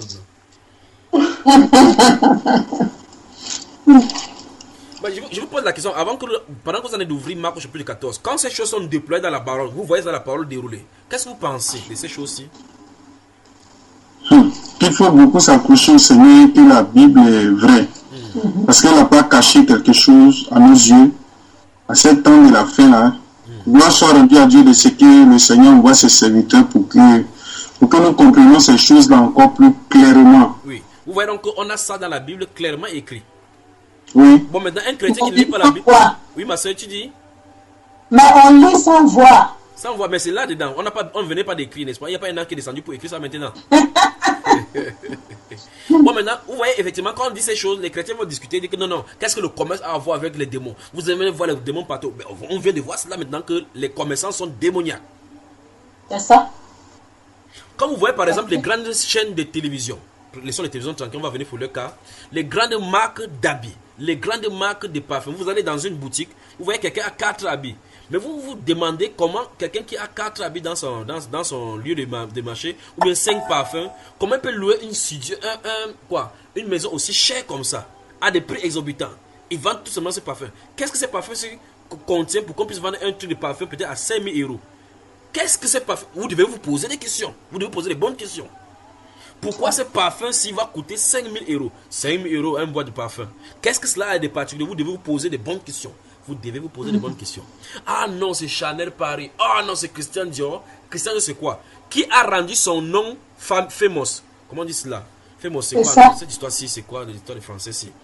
Célèbre, non? Célèbre, voilà, célèbre. Merci, sœur. Ah, la sœur, là, elle est là bilingue maintenant. Qui a rendu son nom célèbre? Donc, ils font allégeance avec Lucifer. Lucifer rend le nom célèbre. Mais en retour, c'est là où le vrai problème. En retour, quand ils investissent sur le plan humain, pour pouvoir avoir le retour sur investissement, qu'est-ce que Satan gagne derrière? Derrière le commerce que le monsieur fait, l'extension, le but, c'est l'âme pour Satan. Satan n'est pas pour but de prendre votre argent, prendre votre matériel, il s'en fout de cela. C'est votre âme, c'est pour qu'on périsse avec lui. Vous comprenez, n'est-ce pas? Alors, Apple, iPhone. oui. Voilà. Donc, vous voyez effectivement que toutes ces personnes-là ont les symboles et enfin, si vous faites des choses, vous allez voir que tous ces grandes entreprises, toutes ces grandes marques-là sont des connivences avec Lucifer. Lorsqu'on a compris cela, la question maintenant c'est que quelle est l'implication sur nous qui utilisons cela? Automatiquement. Il faut poser ces questions, il faut qu'il y ait des réponses. C'est ça. Voilà. Marc chapitre 14 donc. Je crois que s'il continue comme ça, il n'a pas lire le parfum aujourd'hui. Marc le chapitre 14. Vous pouvez noter donc déjà. Notez Matthieu chapitre 6. On va commencer, on va aller là-bas. Notez Matthieu chapitre 6. Vous y êtes? Verset 10 à 17. Le verset 17 qui nous intéresse. Il n'y a pas demandé d'ouvrir, noter, parce qu'il va donner, puisqu'on va lire, au fur et à mesure, il va expliquer. Chapitre 26, verset 7. De Matthieu. Matthieu chapitre 26, il est d'abord dit Matthieu chapitre 6, verset 10 à 17. Le verset 17 qui nous intéresse. Matthieu chapitre 26, verset 7 à 12. Vous y êtes? Marc chapitre 14, qu'on va lire maintenant. J'ai demandé que vous ouvrez Marc, on va y aller maintenant. Marc chapitre 14, verset 1 à 4. Vous y êtes? Luc chapitre 1.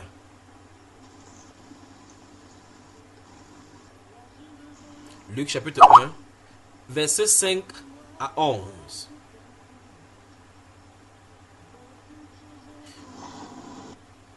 Vous y êtes? Mhm. Luc chapitre 1, verset 5 à 11. Chapitre 7.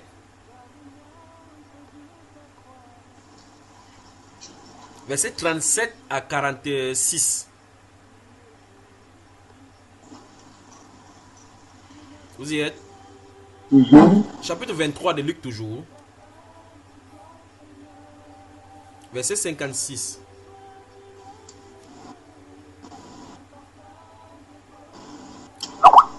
Allons dans le livre de Jean. Chapitre 11, verset 1 et 2.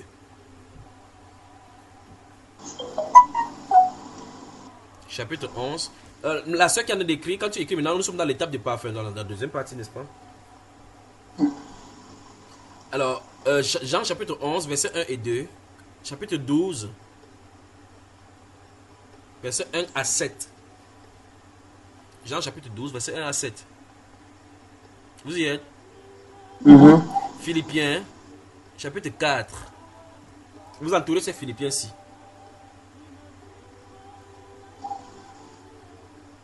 Philippiens, chapitre 4, verset 18.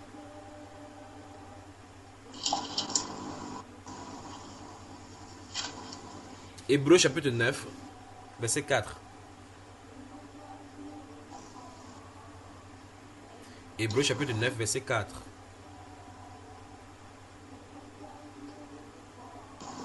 Apocalypse, chapitre 5, verset 8.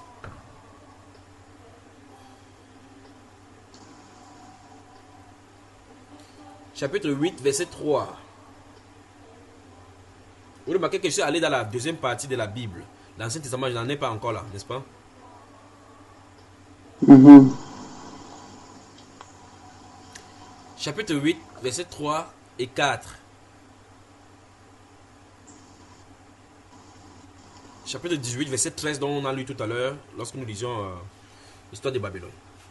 Voilà. Maintenant, nous allons lire Marc, chapitre 14. Après avoir lu Marc, chapitre 14, on va aller dans le livre de Luc, dans les séries de Luc là. D'accord? Mhm. Et ensuite, on va lire Philippiens au chapitre 3. Philippiens, chapitre 4, verset 18, dont je vous ai donné. On y va. Maintenant, chapitre 14, regardez, suivez très attentivement. Chapitre 14, je vais lire à partir du verset 3. Bon, prenons à partir du verset 1.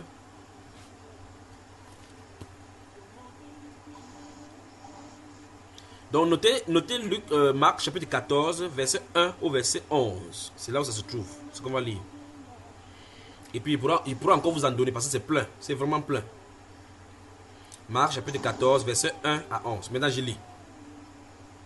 La fête de la Pâque et des pains sans levain devait avoir lieu dans 2 jours.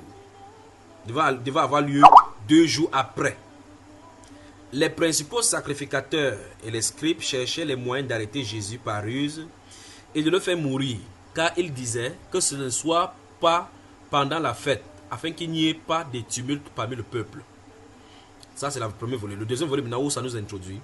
Comme Jésus était à Béthanie, une femme, dans la maison de Simon le lépreux, une femme entra pendant qu'il se trouvait à table. Elle tenait un vase d'albâtre, soulignez, un vase d'albâtre.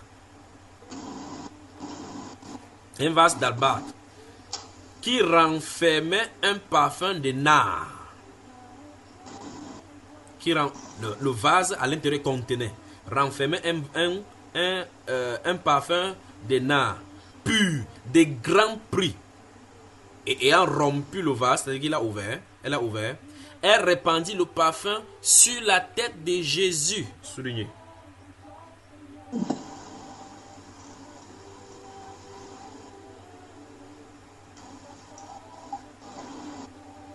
Vous y êtes?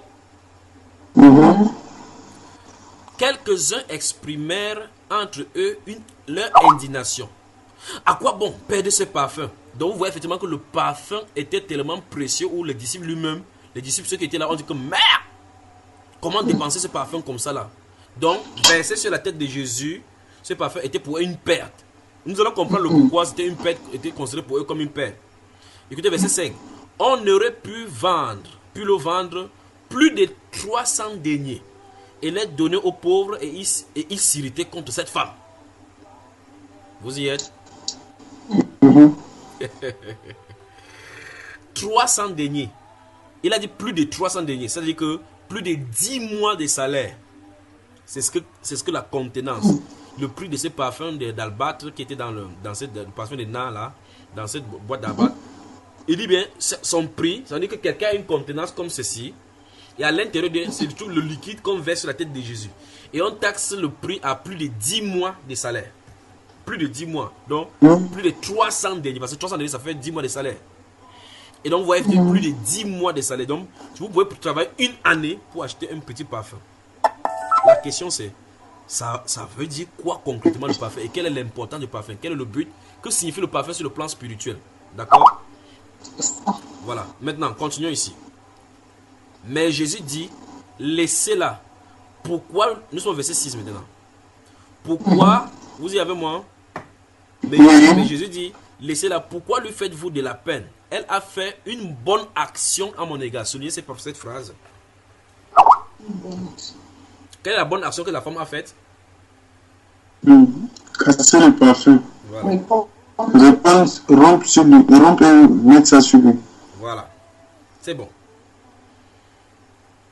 On va encore voir. Je crois qu'après ceci, on va d'abord aller dans le livre de Matthieu, le premier verset qui est donné de Matthieu, puis avant d'aller dans le livre de Luc. Regardez. Mais Jésus dit, laissez-la. Pourquoi lui faites-vous de la peine? Elle a fait une bonne action à mon égard. Car vous avez toujours les pauvres avec vous et vous pouvez leur faire du bien quand vous voulez. Mais vous ne m'avez pas toujours. Elle a fait ce qu'elle a pu. Elle a d'avance embaumé mon corps pour la sépulture. Amen. Puis Jésus dit, je vous le dis en vérité, partout où la bonne nouvelle sera prêchée dans le monde entier, on racontera aussi en mémoire de cette femme ce qu'elle a fait. N'est-ce pas, on a de raconter là maintenant? C'est ça. Voilà. Maintenant, nous arrêtons là-bas. Donc, Jésus dit que le fait qu'on ait bercé le parfum sur sa tête était une bonne action. Et puis, il explique plus tard qu'en fait, elle a embaumé comme ça pour la sépulture. Donc, c'est une bonne chose. Donc, utiliser aussi le parfum, comme on va voir tout à l'heure, là, pour embaumer les gens. Dans le livre de Matthieu, chapitre 26, dont vous avez noté là, on va voir effectivement que là-bas, les disciples, Marie, Marthe et autres là-bas, sont allés embaumer le corps de Jésus. Ils ont préparé les parfums, les cinnamons, et ainsi de suite, les myrrhes, pour embaumer le corps de Jésus. Ils sont allés se reposer et ils sont allés le dimanche matin, croyant trouver Jésus-Christ pour embaumer son corps. Vous comprenez, n'est-ce pas? Maintenant, comme on a dit que c'est positionné, notez Esther chapitre 2. Esther chapitre 2. Verset 12.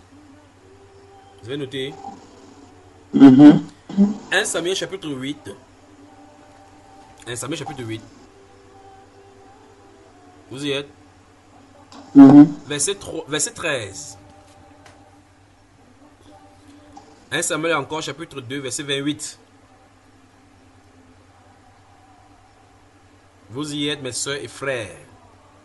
Oui, nous y sommes. Notez Néhémie chapitre 3 verset 1 à 8.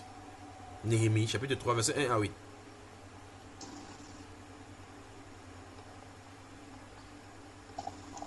Notez Nombre chapitre 7. Néhémie chapitre 3 verset 1 à 8. à 3. Nombre chapitre 7. Entourez ce livre de Nombre chapitre 7. On va y jeter coup d'œil si Dieu voulant, s'il y a assez de temps. Vous y êtes? Oui. Notez Exode chapitre 30 et le chapitre 31.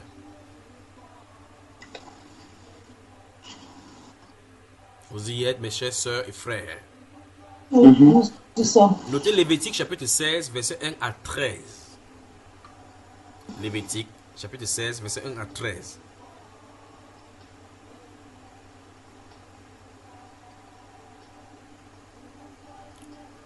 Lévitique chapitre 16, verset 1 à 13. Notez Nombre chapitre 16, verset 30 à 47.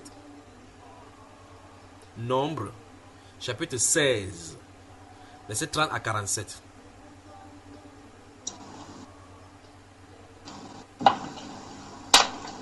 Deux Chroniques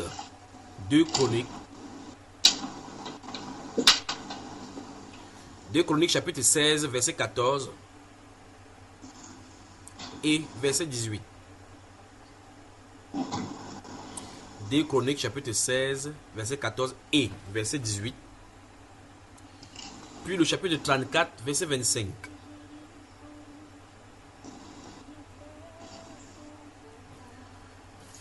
Donc, nous allons prendre juste, dans l'Ancien Testament, nous allons prendre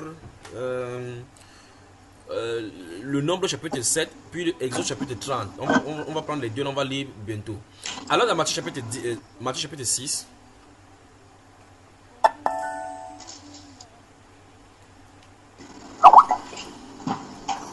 Matthieu chapitre 6.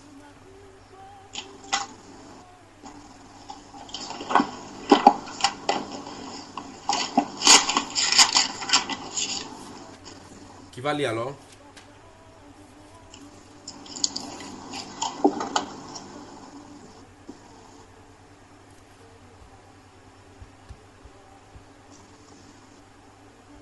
Matthieu chapitre 6.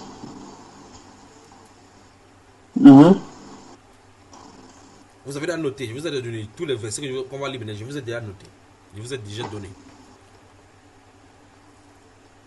Matthieu chapitre 6, verset 10 à 17.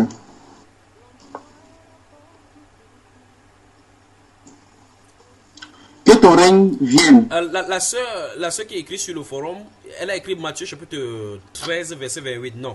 Non, elle a écrit en dernier lieu là, tout juste, 1 Samuel chapitre 13, verset 28. C'est pas cela. 1 Samuel chapitre 2, verset 28. 1 Samuel chapitre 2, verset 28. Donc, il y a 1 Samuel chapitre 8, verset 13 et 1 Samuel chapitre 2, verset 28. Voilà. Merci de corriger. Voilà. Alors, mon frère. Que ton règne vienne, que ta volonté soit faite sur la terre comme au ciel. Donne-nous aujourd'hui notre pain quotidien. Pardonne-nous nos offenses, comme nous pardonnons aussi à ceux qui nous ont offensés. Ne nous induis pas en tentation, mais délivre-nous du malin, car c'est à toi qu'appartient dans tous les siècles le règne, la puissance et la gloire. Amen. Si vous pardonnez aux hommes leurs offenses, votre Père céleste vous pardonnera aussi. Mais si vous ne pardonnez pas les offenses, non, si vous ne pardonnez pas aux hommes, votre Père ne vous pardonnera pas non plus vos offenses. Lorsque vous gênez, ne prenez pas un air triste, comme les hypocrites qui se rendent le visage tout défait pour montrer aux hommes qu'ils gênent. Je vous le dis en vérité, ils reçoivent leur récompense. Mais quand tu jeûnes, parfume ta tête et lave ton visage. Voilà. Alors maintenant, qui parle là? C'est le Seigneur Jésus-Christ. Bon maintenant, si le Seigneur Jésus-Christ dit que quand on jeûne, on parfume la tête, comme il y en a vu dans son cas pratique, on a versé effectivement le parfum sur sa tête. Et sa part de parfum n'était pas n'importe quel style de parfum. Parfum de 10 mois, plus de 10 mois de salaire. Pas vrai? Oui. Alors maintenant, si quelqu'un donc vient aujourd'hui et dit que le Seigneur lui a demandé qu'on n'utilise plus le parfum parce que tous ceux qui utilisent le parfum vont en enfer, est-ce que c'est biblique? Est-ce que c'est scripturaire? Parce que Jésus dit ici que quand on jeûne, qu'on fasse quoi? De se parfumer la tête. Ok, maintenant. Quand il dit qu'on se parfume la tête et que quelqu'un vient dire que c'est même Jésus a dit qu'on ne se parfume plus, lequel est donc vrai? Celui qui dit qu'on se parfume. Donc, ouais, il faut qu'on fasse attention avec des révélations, n'est-ce pas? Donc, vous voyez effectivement qu'il y a des marchands qui font des choses avec le problème, avec les démons de ténèbres. Mais ce n'est pas pour autant que non, on va jeter toutes ces choses-là. Parce que la Bible, Dieu l'utilise. Et on va voir tout cela, que depuis l'Ancien Testament, Dieu a même mis, il y avait même un hôtel de parfums destiné au parfum. Enfin, dans 1 Samuel chapitre 2, verset 28, dont j'ai demandé à la sœur de corriger. Si vous lisez cela, vous allez remarquer que il y a un homme de Dieu qui va venir et parler à Élie, puisque Élie faisait ses fils et autres péchés. Il a dit que j'étais choisi pour que tu portes le parfum, le faute et que tu brûles le parfum au devant de moi. Vous comprenez cela? Il y avait un hôtel de parfums. Il y avait des parfums, des styles de parfums. On va voir dans Exode chapitre 30 et 31 tel que vous avez écrit là. On va voir tout cela dans la Bible. On va dans Nombre chapitre 7. Donc, c'est Jésus qui dit ici. Nous venons dans un cas, parce que Jésus est notre modèle. Nous venons de voir que Jésus lui-même était dans une maison, il venait verser le parfum sur lui. Les gens sont fâchés parce qu'on a utilisé ce parfum-là. Jésus n'a pas dit que non, le parfum est mauvais. Il a dit que c'est une bonne action même, ce parfum qu'on verse sur ma tête. Et ici, lui-même, il dit maintenant que il faut que vous-même vous utilisez quand vous allez jeûner. Ne jeûnez pas comme les autres. Jeûnez en utilisant le parfum. Lavez-vous, parfumez-vous, mettez de l'huile. Vous voyez? Ah. Allons dans le Luc maintenant. Allons dans le livre de Luc. On lit doucement, doucement les passages que vous avez notés. On commence par Luc chapitre 1. Allez-y. Verset 5, Oui, 5 à 11. allez-y doucement, doucement de tout ce que vous avez noté comme passage. Allons-y.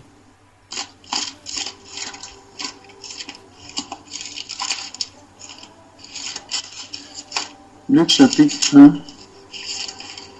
Verset 5 à 11.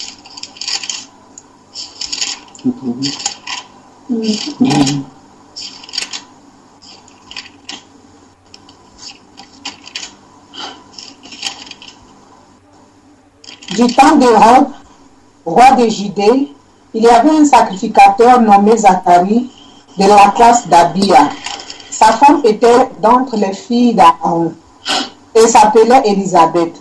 Tous deux étaient justes devant Dieu, observant d'une manière irréprochable tous les commandements et toutes les ordonnances du Seigneur.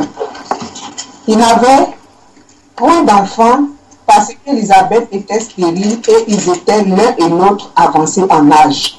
Or, pendant qu'il s'acquittait de ses fonctions devant Dieu, selon le tour de sa place, il fut appelé par le sort d'après la règle du sacerdoce à entrer dans le temple du Seigneur pour offrir le parfum. Donc on offre le parfum. Non, c'est bon d'abord. Lis jusqu'au verset 11, alors allons-y. Ok. Toute la multitude du peuple était dehors en prière à l'heure du parfum. Alors un ange du Seigneur apparut à Zacharie et se tient debout à droite de l'autel des parfums. Voilà. Donc il y a l'autel des parfums. Il y a l'heure du parfum. Il y a le parfum à offrir. N'est-ce pas? Bon, maintenant, si Dieu dit qu'on n'utilise pas le parfum, alors que lui-même il l'utilise, vous avez qu'il y a un problème, n'est-ce pas? Voilà. Continuons, chapitre 7. Luc chapitre 7, verset 37 à 46.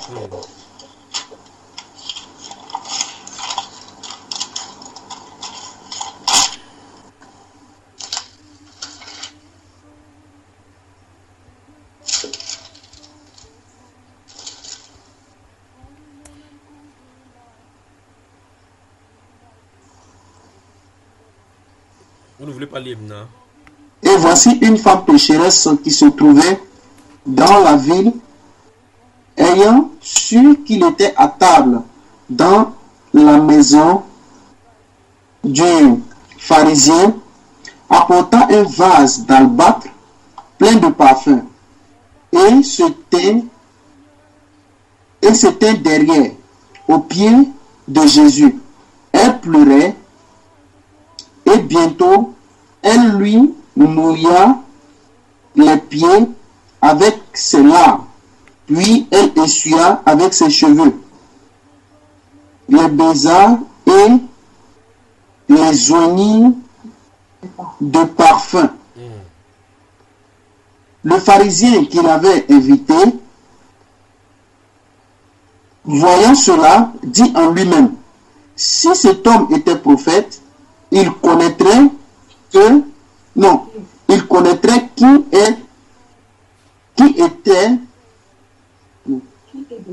est de quelle espèce est la femme qui le touche.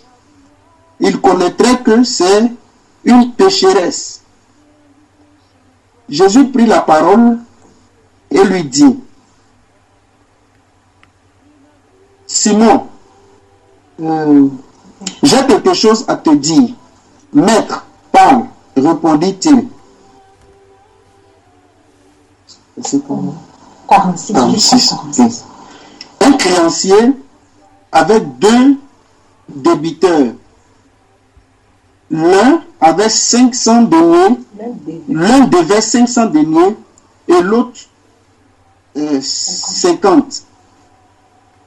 Comme il n'avait pas de quoi payer, il lui remit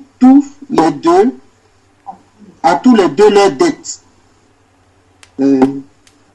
Lequel l'aimerait le plus? Simon répond, celui, je pense, auquel il a le plus remis. Jésus lui dit, tu as bien jugé. Puis, se tournant vers la femme, il dit à Simon, vois-tu cette femme? Je suis entré dans ta maison et tu ne m'as pas donné de l'eau pour laver mes pieds. Mais elle a mouillé de ses larmes et les a essuyées avec ses cheveux. Tu ne m'as point donné de baiser, mais elle, depuis que je suis entré, elle n'a point cessé de me baiser les pieds. Tu ne m'as point versé l'huile sur ma tête, mais elle a versé du parfum sur mes pieds. C'est pourquoi...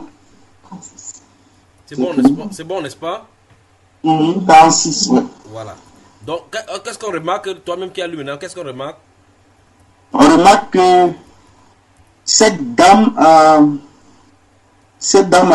utilisé son parfum pour verser sur les pieds de Jésus. Et Jésus dit que c'est bon pour l'action qu'elle a posée.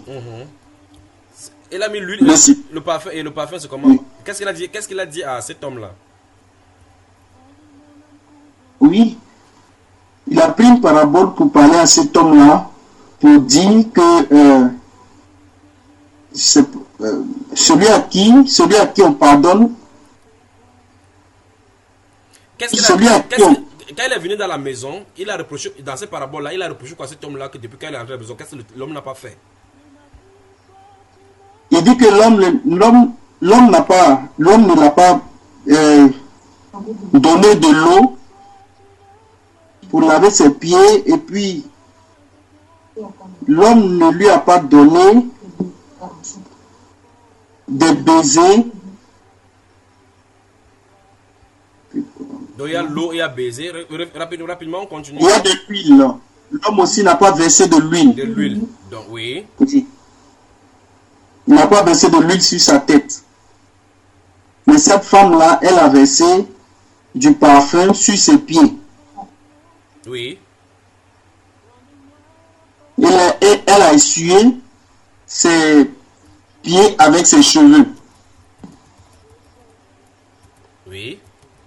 Donc il y a le problème de l'huile et quoi? Le parfum. Oui. Donc si quelqu'un dit maintenant qu'on n'utilise pas l'huile, on n'utilise pas le parfum, est-ce qu'il a un problème? C'est qu'il a un problème avec la Bible, non? Ouais. Qu'est-ce qu'on peut dire jusqu'ici alors, frère Trabi? Que c'est utilisable. Et qu'est-ce qu'on a dit maintenant aux gens qui ont la révélation de l'enfer et autres? C'est pas la parole de Dieu. Okay. Ça contredit la parole. Ok. Philippiens donc. Allons dans Philippiens.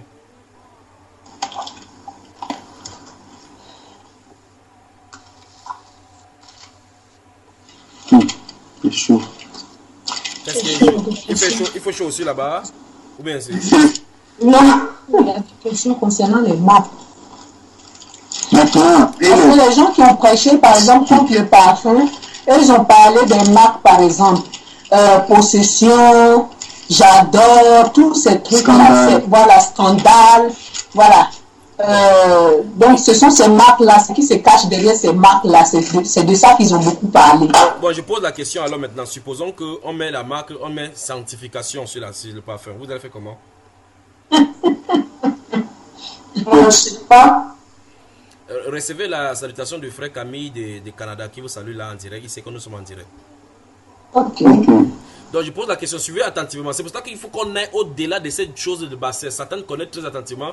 Ok, je prends un exemple. Vous avez vu un pasteur venir prêcher qu'il est de chez Satan, que Satan est le maître de l'univers, que le Satan est le maître, il est mort pour nous. Vous allez entendre le pasteur prêcher comme ça. Mais la Bible déclare qu'ils vont donner les enseignements démoniaques. Nous sommes d'accord. C'est ça.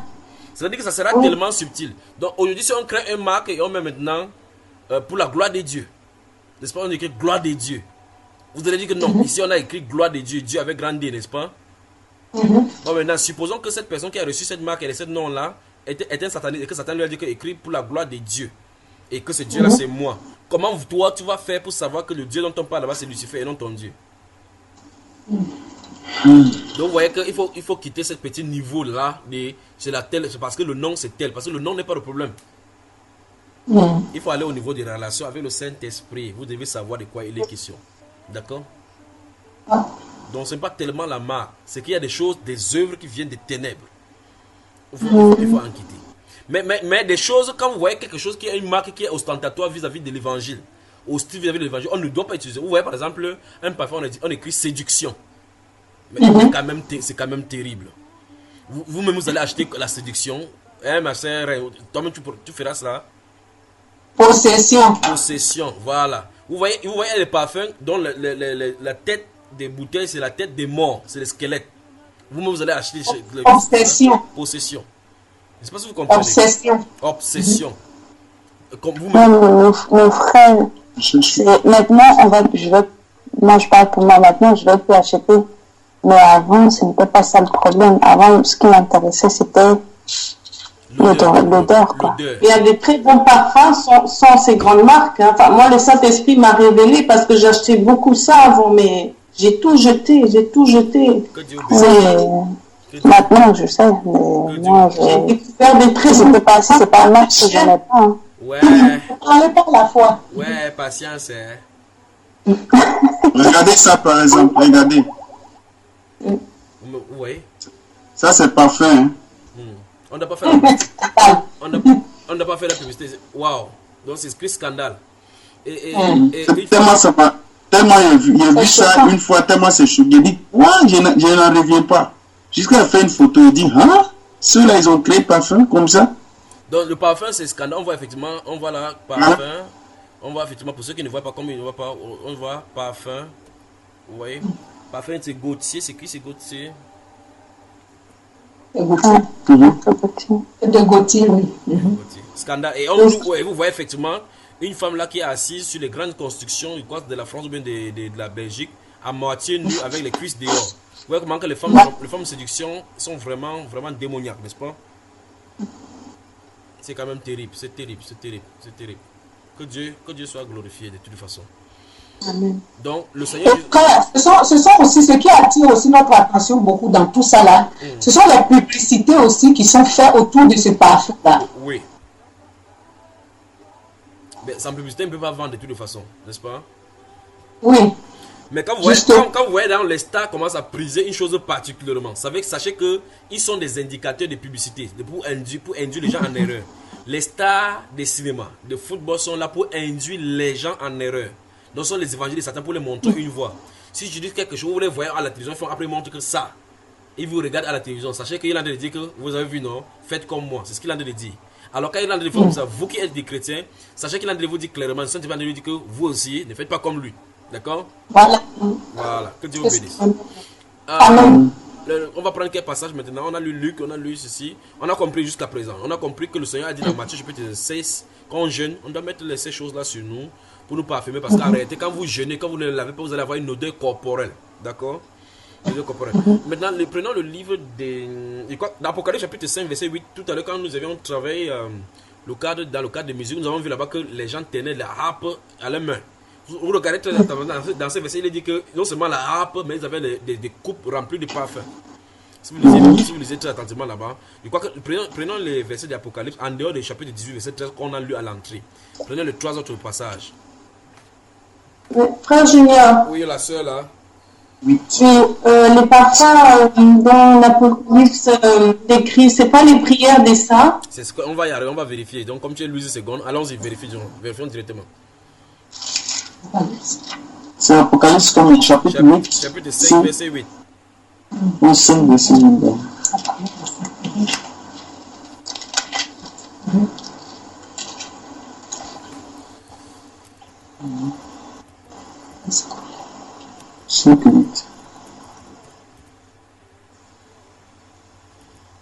Quand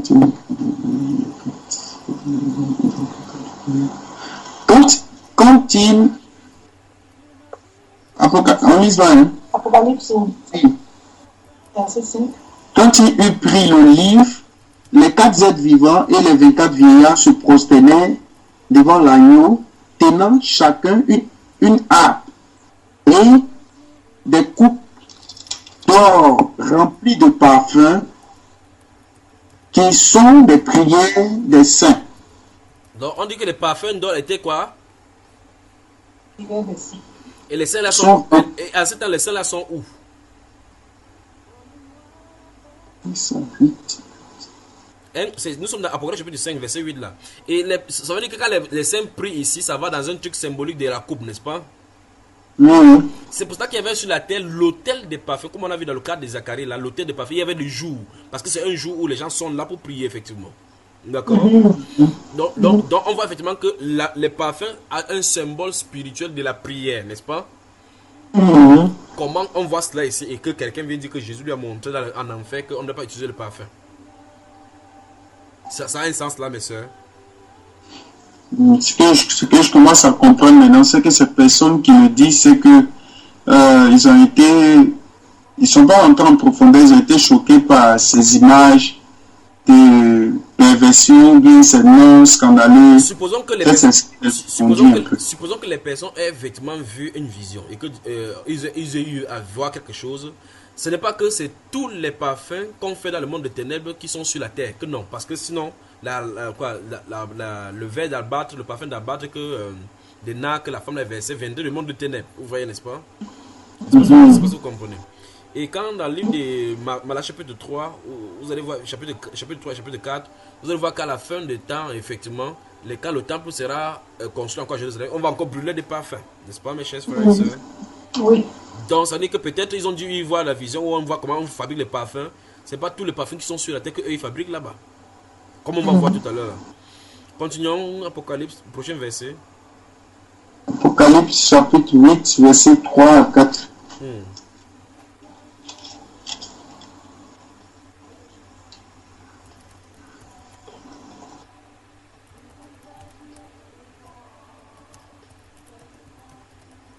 Et un ange vint et il se tint sur l'autel, ayant un ascensoir d'or.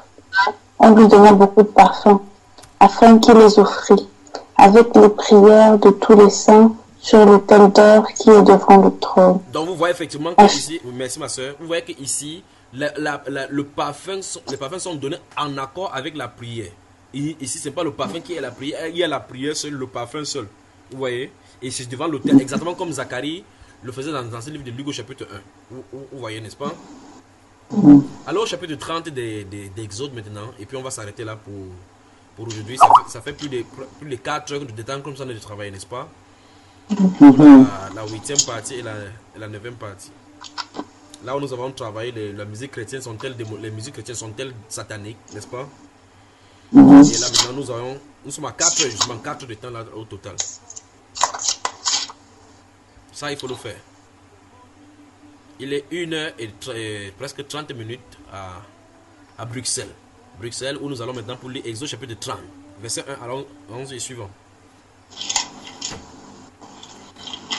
Tu feras un autel pour brûler des parfums. Tu le feras de bois d'acacia. Sa longueur sera d'une coudée et sa largeur d'une coudée. Il sera carré et sa hauteur sera de 2 coudées. Tu feras des cornes qui sortiront de l'autel. Voilà. Tu le couvriras. Donc, vous aurez le temps de lire tout cela. Maintenant, allons au verset 22 jusqu'au verset 31, cette fois-ci. Ou bien jusqu'au verset 33. Donc, verset 22 à 33 cette fois-ci. L'Éternel parla à Moïse et dit: prends les meilleures aromates, 500 cycles de myrrhe, de celles qui coulent d'elles-mêmes, la moitié soit 250 cycles de cinnamome aromatique, 250 cycles de roseau aromatique, 500 cycles de casse selon le cycle du sanctuaire et un rein d'huile d'olive. Tu feras avec cela une huile pour l'onction sainte composition du parfum selon l'art du parfumeur, ce sera l'huile pour l'onction sainte. Tu emmèneras la tente d'assignation et l'arche du témoignage, la table et tous ses ustensiles, le chandelier et ses ustensiles, l'autel de parfum, l'autel des holocaustes et tous ses ustensiles, la cuve avec sa base. Tu sanctifieras ces choses, et elles seront très saintes. Tout ce qui les touchera sera sanctifié. Tu oindras Aaron et ses fils, et tu les sanctifieras pour qu'ils soient à mon service dans le sacerdoce. Tu parleras aux enfants d'Israël, et tu diras, ce sera pour moi l'huile de l'onction sainte parmi vos descendants. On n'en répandra point sur le corps d'un homme, et vous n'en ferez point de semblable dans les mêmes proportions, et elle est sainte, et vous le regarderez comme sainte. Quiconque en posera de semblable ou en mettra sur un étranger sera un retranché de son peuple. Amen. Amen. Donc vous avez vu comment Dieu avait donné même des proportions qu'on devait faire le parfum qui devait être utilisé pour être sanctifié, pour sanctifier, et c'est ça qu'on devait utiliser pour sanctifier les sacrificateurs, sanctifier les ustensiles du travail. Et au chapitre 31, donc, il va choisir les gens en qui il va mettre son esprit pour pouvoir faire toutes ces choses, pour pouvoir manipuler toutes ces choses-là. Il a même interdit qu'on ne devait pas mettre ça sur les gens, sur le corps de quelqu'un. Mais aujourd'hui, on dit qu'on a l'huile d'onction. Oui, effectivement, que l'huile d'onction, c'est le parfum, l'huile d'olive, plus d'autres choses, des compositions, des cinnamons, ainsi de suite. En clair, mes chers sœurs, tous les parfums ne viennent pas du monde des ténèbres, mais la Bible nous présente que le monde des ténèbres travaille avec la grande majorité des commerçants sur la terre et ils s'enrichissent et versent dans le luxe à cause des démons qui lui donnent des objets à grand prix, des objets de grande prix sur la terre, tous les autres objets qui viennent là-bas et les technologies qui viennent là-bas. Donc on est mal barré. Qu'est-ce qu'il faut faire? Il faut rester sous la puissante main du Seigneur Jésus-Christ. Berger dans la sainteté, bonsoir et bonne soirée. Bonsoir, merci. Merci. Bonne soirée, frère.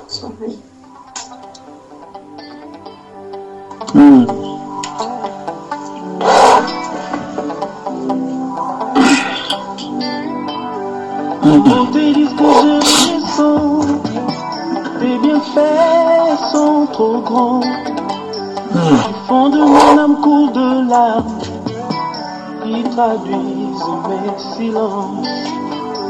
Comment tes disent que je ressens, tes bienfaits sont trop grands. Du fond de mon âme coule de larmes qui traduisent mes silences. Que ma vie soit une fleur, un parfum pour toi, Seigneur. Que ma vie soit une fleur, un parfum de bon odeur. Devant toi je me repens, fais de moi ce que tu voudras. Devant toi je me repens, fais de moi ce que tu voudras.